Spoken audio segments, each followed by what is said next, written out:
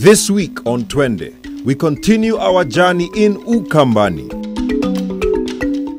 We visit Isalani, the place where you don't need to spend money on stones for construction.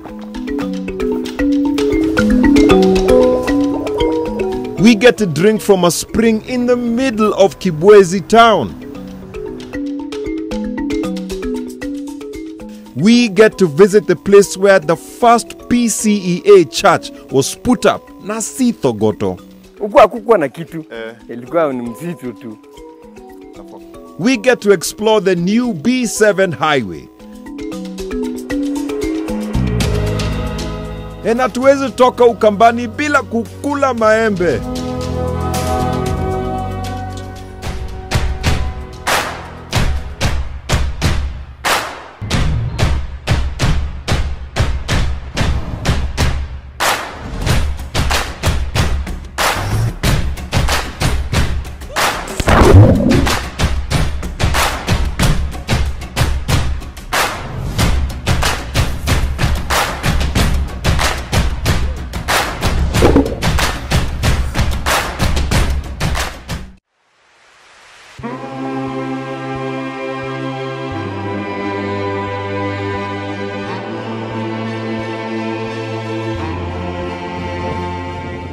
This is Isalani area along the Nairobi-Mombasa road. It is about 2 kilometers from Mboinzao as you head towards Kibwezi town.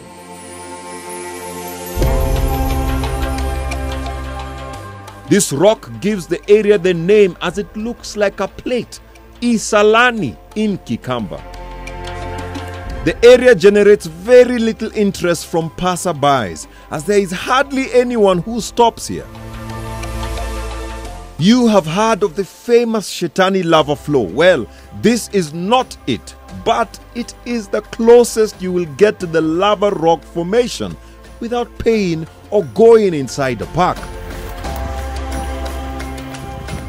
The lava rock formation in Isalani attracted early explorers who would camp in the area while on their journeys across Africa.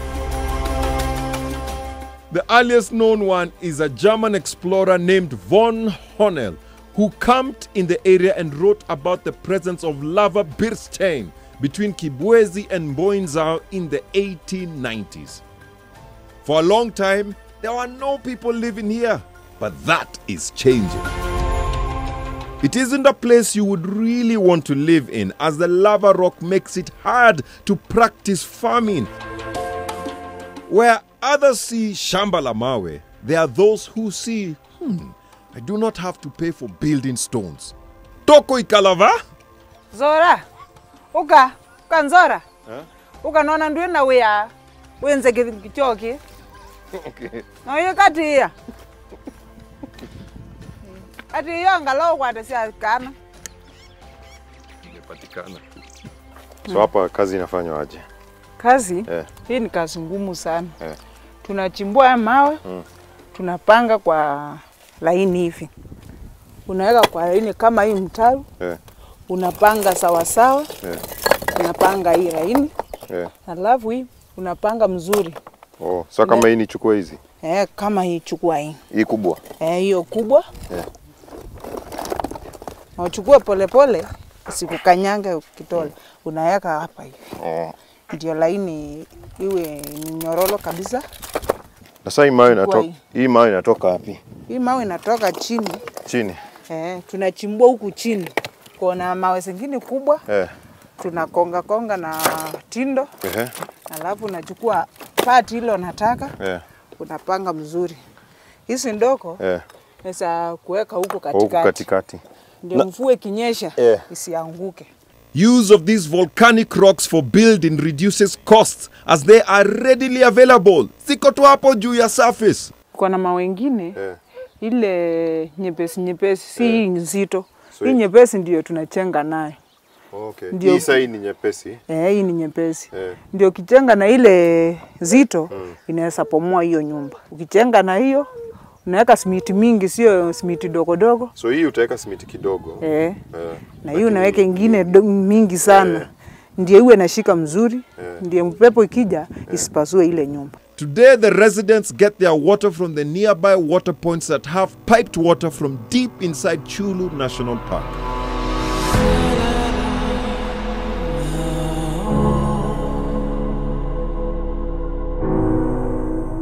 One of the attractions that could have made explorers stop here in Isalani was a nearby spring that flowed for years. It could have been the one early explorers like J.W. Gregory mentioned in their journals.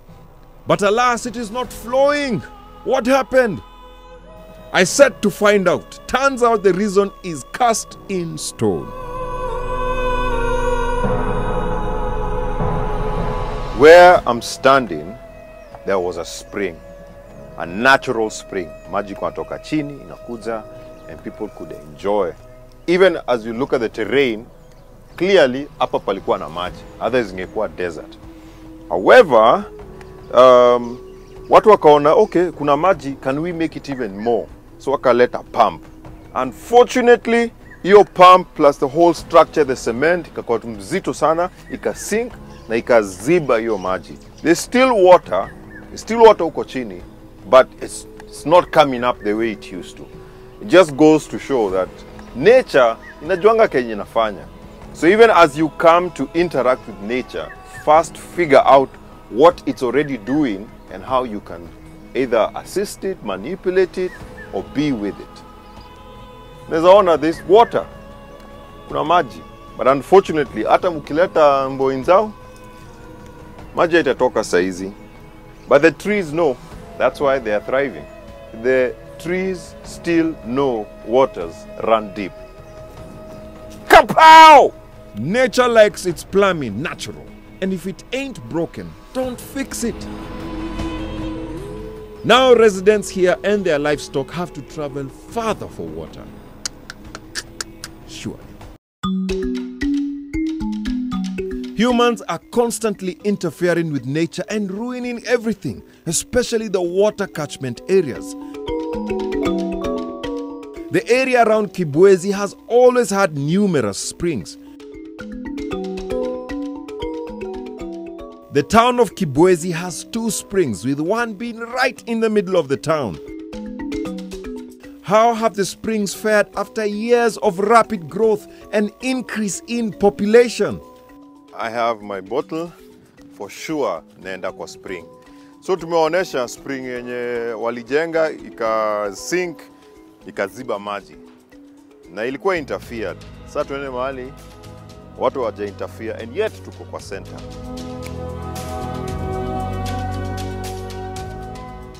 The location of the springs is like a small paradise covered in a forest.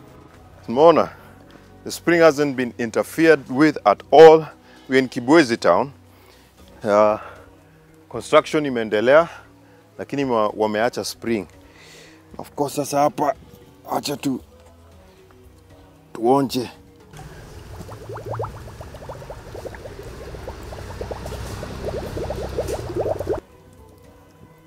Boneni hiyo. Haya, moment of truth.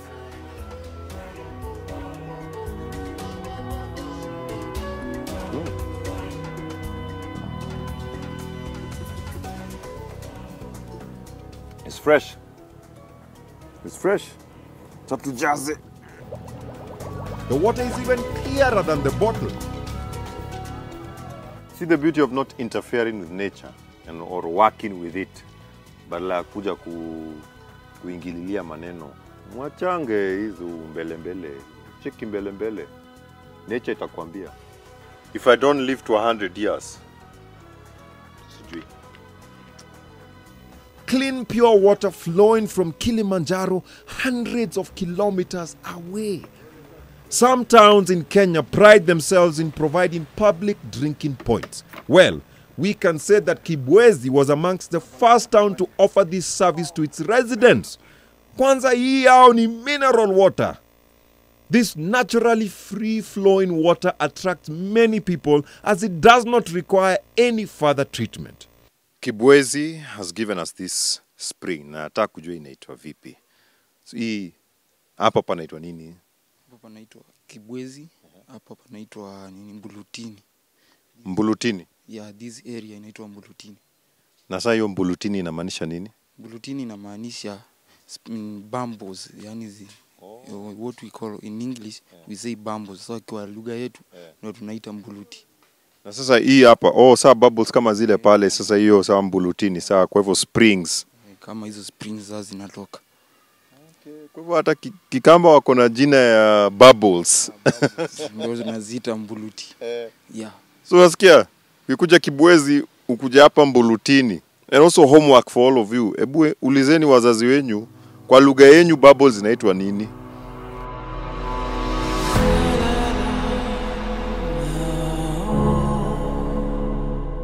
It's not just water that springs from here.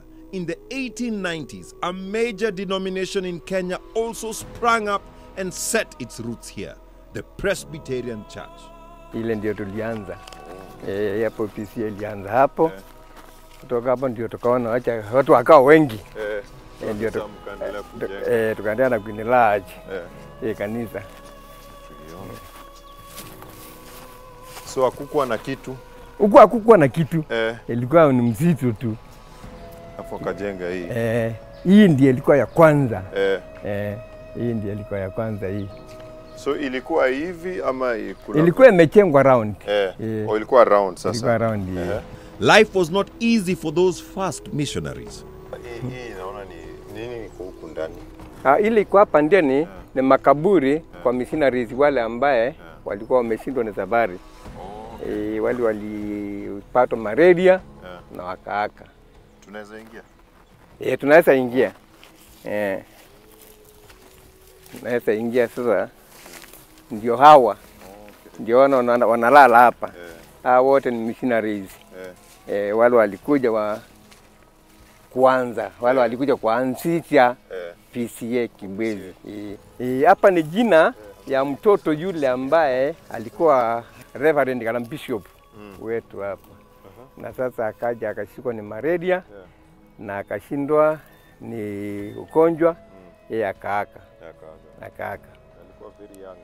Aliaka akiwa na 24 years. So hapa ndio PCA ilianza. Hapa ndio PCA ilianza. Okay. Kutoka hapa ndio ilienda huko Kikuyu. Kikuyu. Kutoka hapa sasa ikaenda Kikuyu. Ikaenda Kikuyu. The cemetery has flowers planted all around.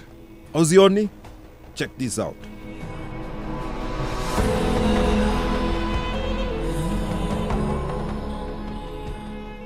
Most of those whose lives overlapped with the first missionaries in the 1890s are long dead, but there is one who still lives to date. From the 1800s, of course, and the early 1900s, kuna vitu mobs may change. As you can see, new structures, and I'm sure there are structures that were there that now are down.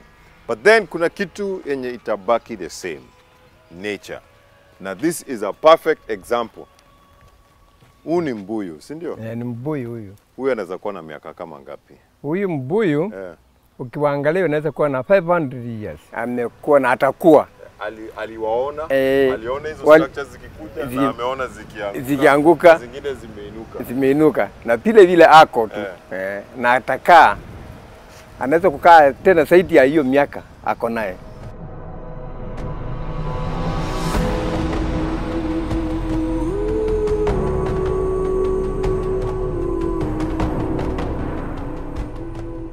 Kibwezi is not only the place where the Presbyterian Church began, but also where one of the most important highways linking the port of Mombasa and Ethiopia begins.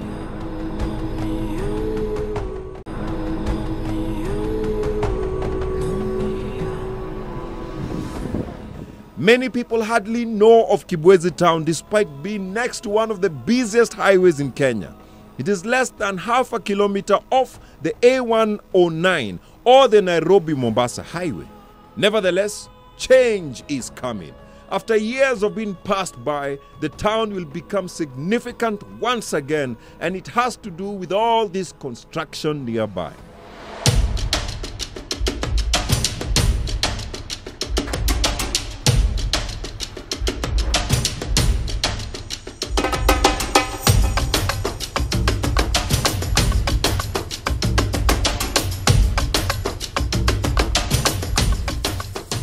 Kibwezi may have lost out because of being passed by the new Mombasa highway, but as it would be, mvumilivu hula mbivu, and in 2016, construction of the new B7 highway between Kibwezi and Kitui started. Most of the work on the road is done, and the contractor is only working on the overpass bridge where the road begins. So a lot of construction is happening here. Before, ukitoka Mombasa, sa unaenda Kitui, you'd have to go all the way to Machakos. Then it changed ikakuwa Makindu, and now there's a shorter, more direct route. Ikata tu hivi.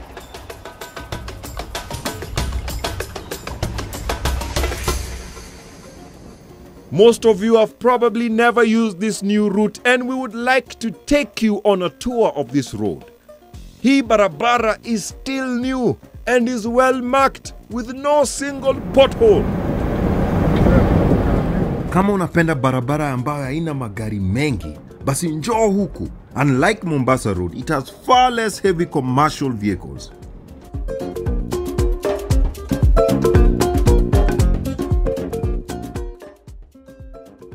One of the points of interest is Kiaoni Center, where Kenya's second largest river crosses the road. This is the Athi River, which forms the boundary between Makueni and Kitui counties.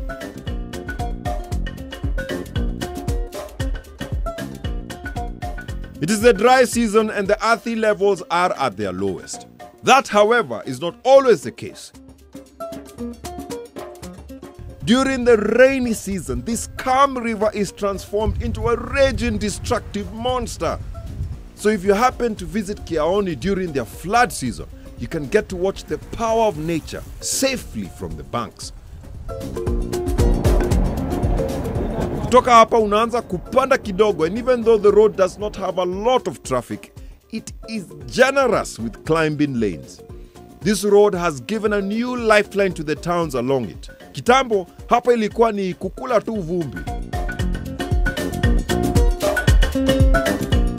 New opportunities have come up and businesses are expanding, and Kitui has now become a transit town on this new corridor from the north heading to the coast without going through Nairobi. Those taking advantage of these opportunities are mango farmers. Hatuwezi toka Ukambani bila kuzungumzia maembe. Hello. How are you? I'm fine. How are you, brother? Nzuri sana. Sasa hapa ni kwa maembe. Hapa ni kwa maembe. Hii farm inaitwa Sepico Farm. Sepico Farm. Sepico is the short form for Cecilia and Pius. A tree like this bears about 700 to 800 fruits. Just one tree? Yes, one tree. Per harvest or for yes, the whole per season? Per season. Pius embraces the latest mango growing practices and reaps abundantly. His 3-acre farm has 200 trees, producing an average of 140,000 mangoes annually. So utajua imeiva aje? When you want to establish whether it is ripe, you check at the tip here. Tip. At the, here. It becomes softer. It becomes softer. This is not near, not yet ripe. Yeah. You check here. It becomes softer, and the color changes. Oh, so unajua watu wakijaribu wanafinyanga kila mahali. You just check here. Oh, here. It becomes softer, and it has some ash color. Oh, ash color. Okay. So that's ripe. And how do you harvest? Unavuta tu hivi ama? No. Harvesting is very methodical actually. What we do, you pluck like this, you have to turn it upside down and to put it like this, so that the sap drains to the ground. You pick like this, you turn it upside down like this. So after 1 hour, all the sap will have drained to the ground. If you just pluck it like this and you put it in the basket, the sap will make it very dirty. But when you pluck it this way, you will take it to the market when the original color of the mango is there, and it is very, very attractive. It will call you from very far. Hii imekulwa na popo. Yeah, hiyo ni popo, That's why we harvest them on hard ripe. Yeah. Skiza. Hii Kent mango. Yeah. Once you go Kent, You can't go back. You can't go back. That's Kent. Ingine. Hii ni the superman of all mangoes. Yes. Unaitwa Kent. Kent. This Kama Kent. Clark. Kent.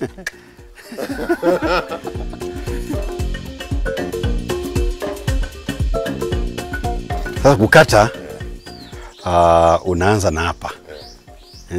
Unaanza na hapa hivi. Alafu si unaichangamkia sasa. Unaichangamkia.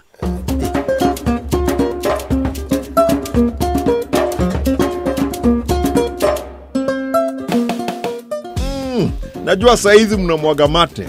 Kwanza after that backstory, the mango is even tastier.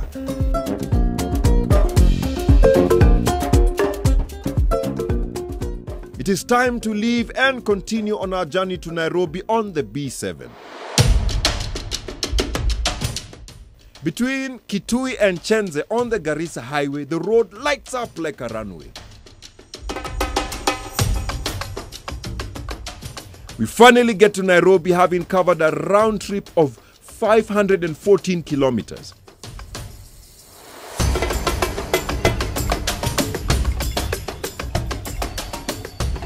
If you are an adventurer like us, this is a perfect road trip as we make a complete round trip without using the same road twice, Nairobi to Nairobi.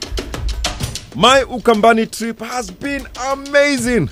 I got to build using lava rocks. I got to drink from Bulutini, the springs in the middle of Kibwezi town. And I got to visit the place where the PCA church started in Kenya. Also, we got to show you the new B7 highway.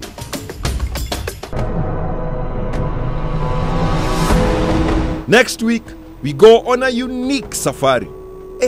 Mafuta imepanda na inabidi tutafute alternative means. We shall be walking for 3 days, visiting very special places in the Rift Valley.